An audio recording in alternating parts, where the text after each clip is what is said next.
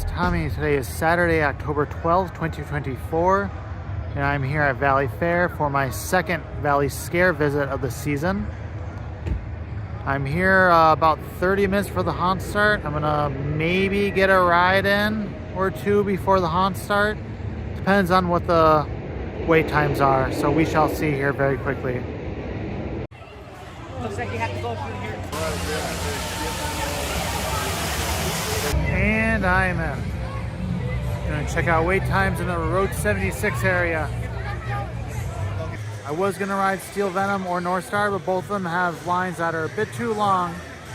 It would result in me missing the start of the haunt, which I like to wait as little as possible for those, so I'm gonna wait for that.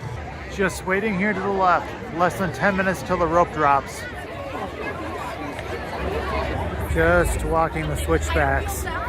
Should be a little bit of a wait for us once we get to the end. Right here is the end of the line. Should be, I don't know, 10-15 minutes from here. So the queue behind us is already full. So only 5 minutes after opening, the line's already like 45 minutes to an hour just for this one maze. But here, they're real. Come see it for yourself, where legends come to life. At Rockside Renegade's Cryptid. So just about a 10-minute wait. Quite the improvement, because last time I waited about an hour for this. Yeah, very likely the best haunt here. It certainly was last time. I don't really expect that to change. I mean, the set design really is quite exceptional. And the whole concept of Roadside Randy's Cryptid Land is, it's basically a mishmash of monster creatures. So, I mean, you can basically do whatever you want with the concept. So it's a pretty broad, general idea. But they executed extremely well, very good set design. I definitely had a lesser experience than my last time doing this maze. It's just a slightly more of like a conga line. As you can kind of see, all the people coming out here pretty fast. Kind of illustrates the point. I do think they should slow down the rate of people just a little bit, because it does create it for a slightly better maze experience, though a longer wait as well.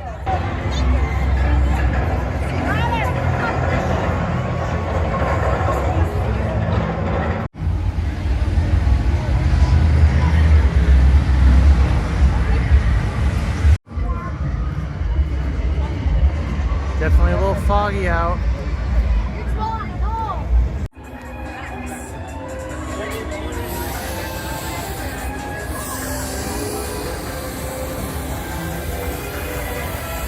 Is swell. They even do special orders. The next time you are in the neighborhood, be sure to drop in and check it out. Now I'm in the back of the park for a little night ride on Renegade before I do another haunt. The line does end in the tunnel, so just a little bit of a wait. 10-minute wait, third row from the back.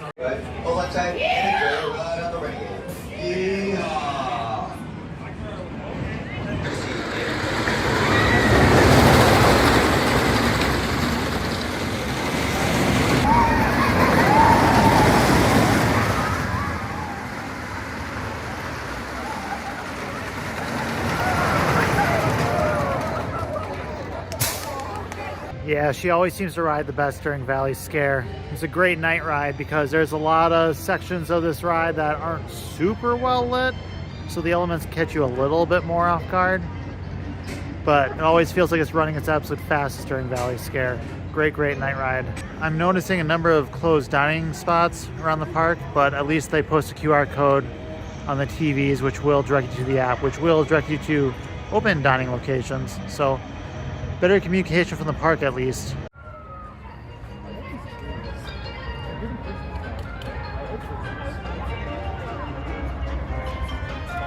Now the Chateau will be my next maze.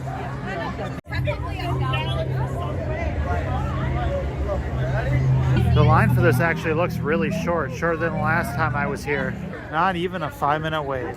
Yeah, the mannequin room was my absolute favorite part. There's a lot of very well designed scenes in here. Very well designed scare actors, I would say. Very detailed looking. Extremely good haunt. But I would say 3rd out of 6. That's what I ranked it last time, and we'll see how it finishes tonight.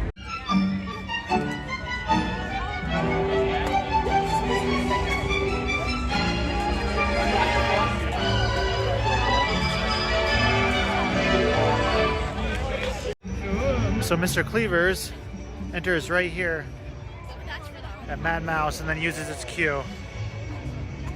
Yeah, Mad Mouse is not open at all for Haunt. It wasn't last time either.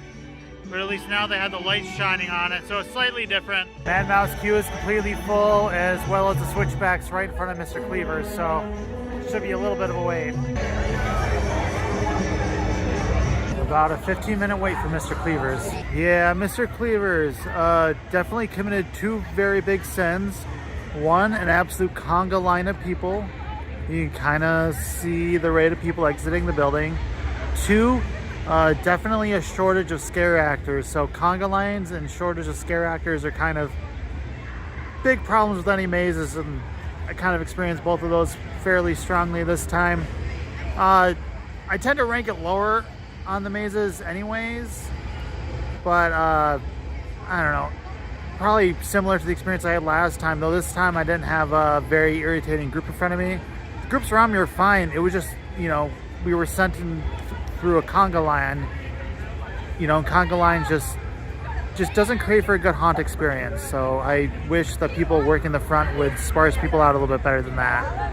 I'm happy to wait a little bit longer for a better maze experience. I am noticing a lot more food trucks throughout the park today. I don't think there was a single food truck last time I was here. I tend to appreciate the food trucks a little bit more than the general ValleyScare offerings, as they tend to provide a little bit better service. The fog machine is definitely working, no doubt.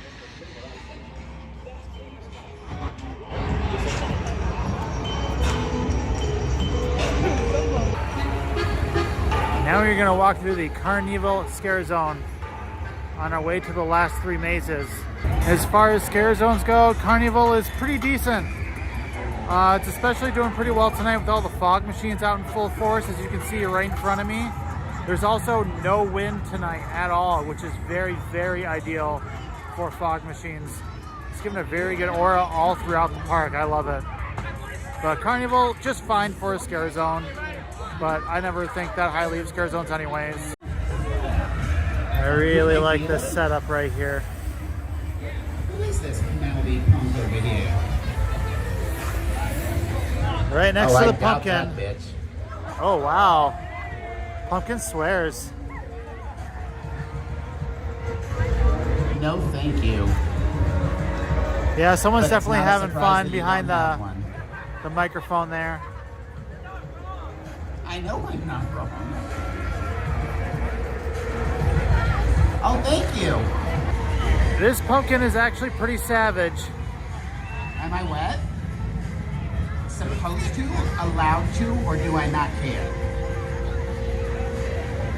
Yeah, you assumed correctly. Oh, hey there, how's it going? Are you texting me?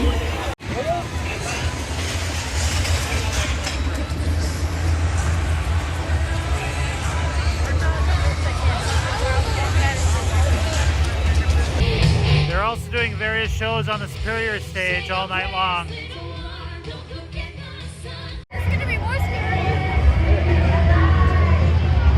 Time for the three mazes behind High Roller. It is extremely foggy walking back to the three back mazes. Much, much better than the last visit. Undertakers is especially good in heavy, dense fog.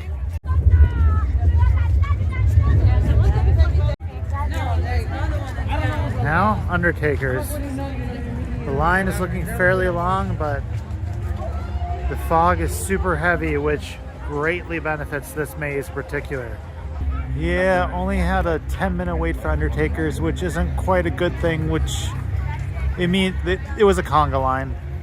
They really need to slow that stuff down a little bit, because that does kind of, you know, decrease the enjoyment of any maze. But the fog is really, really good in this maze right now, and it definitely adds the ambiance and atmosphere. I just wish it wasn't conga line so bad. This is a very good maze. Just space people out a little bit better. I'm happy to wait an extra 10 to 15 minutes per maze, because that creates a better experience. Berserkers isn't looking like too bad of a wait. maybe 30-ish minutes if they space us out properly. R.I.P. Looping Starship. It's definitely one of the best looking facades of any haunt here. Just about to enter, and it's only been about 10 minutes, so they're moving people through pretty fast. Yeah, so they definitely conga lined us, but this maze is just loaded with scare actors and really good set design, so it wasn't such a big issue. Honestly, I had a really good experience at Berserkers this time. The best experience I've had tonight.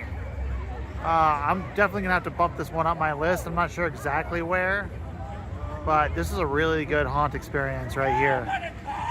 Honestly, I kind of want to come through it again later.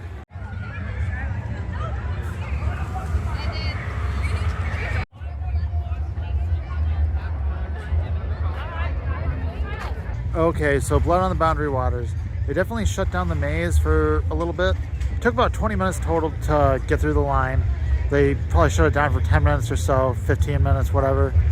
And there were a bunch of security personnel around, so I assumed there was some sort of incident, but they were able to shut it down and then reopen it shortly afterwards.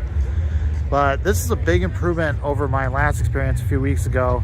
Basically, all the fog effects help out tremendously. I mean, this maze is all wide out in the open. There's no enclosed spaces whatsoever, so the fog really helps create that claustrophobic feel.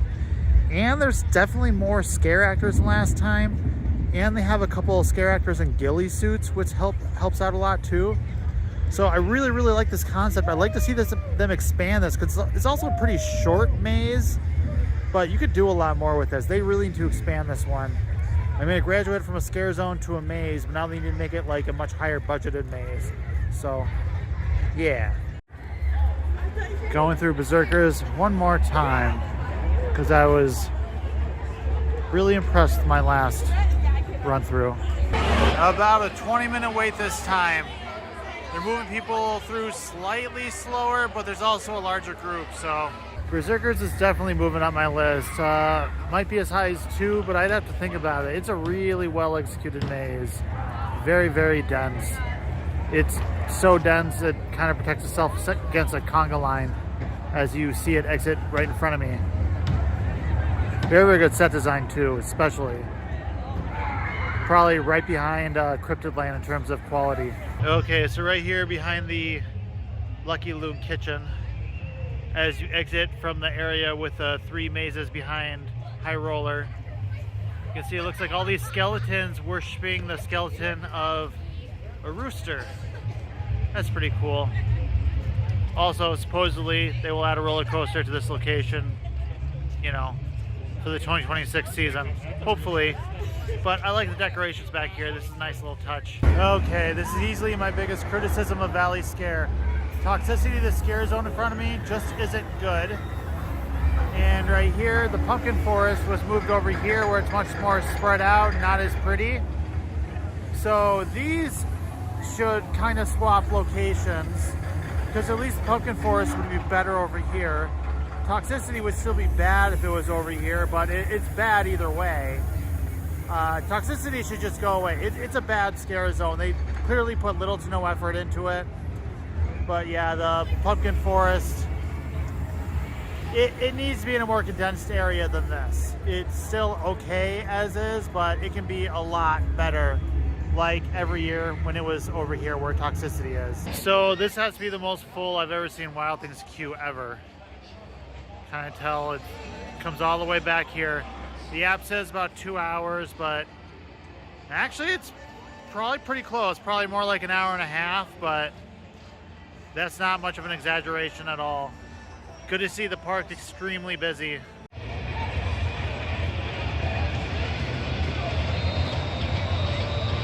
I really like this very old school Valley Fair vehicle, trolley, whatever you'd call it, kind of here in the Carnevil scare zone off to the side here by the high roller lift hill.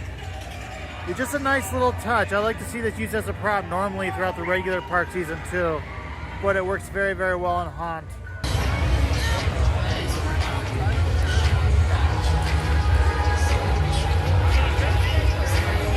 That's a Ferris wheel.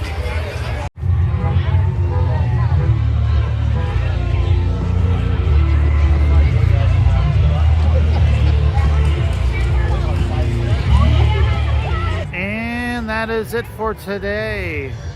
If you can't tell from all the video I took, if that didn't come across, ValleyScare really nailed the ambiance factor here, like absolute A+. Fog machines were going out in full force everywhere. You know, you got a little chill in the air, that autumn is very much here. The leaves are turning. You know, there's no wind, so all the fog kind of stayed put and added to the ambiance. A lot of scare actors feel like they're kind of in their groove here. Just wonderful, wonderful night. Definitely better than the first night. But, you know, last visit of my 2024 season, last visit of my 4th season covering ValleyFare. Definitely will be covering ValleyFare in the future. I will be going to Orlando in a week. I'll be doing SeaWorld, Busch Gardens, Aquatica. Might do Howlow Scream at SeaWorld, might do Discovery Cove. Those are question marks. We will see. But yeah, I leave just over a week from today. So expect those videos, you know, not too far from now, hopefully, if all goes according to plan. But yeah, wonderful evening at ValleyScare. So final ranking. Cryptid Land still number 1. I would say Berserkers is number 2. That kind of moved up in my rankings this time. Then I would say Chateau 3, Undertakers 4, and Blood on the Boundary Waters 5, and Mr. Cleavers 6. Blood on the Boundary Waters definitely better in the fog. Undertakers, just for some reason, it didn't quite hit as well. Despite overall being better, I just felt Berserkers was quite a bit better. You know what? I mean, Chateau was still pretty good, so...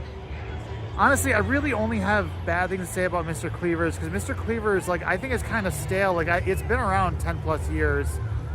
I mean, honestly, it was a conga line, and scare actors were sparse during my time going through it this time. And last time I had a very poor group in front of me. Maybe I was just very unfortunate, but I did not think very much of it. And I thought in years past that Mr. Cleavers is definitely on the lower end. I mean, it's not a bad time by any means, but I think it's probably time to retire a maze like that. So, all right, still a wonderful night at ValleyScare. Final visit of the year. Thank you very much for watching. Goodbye.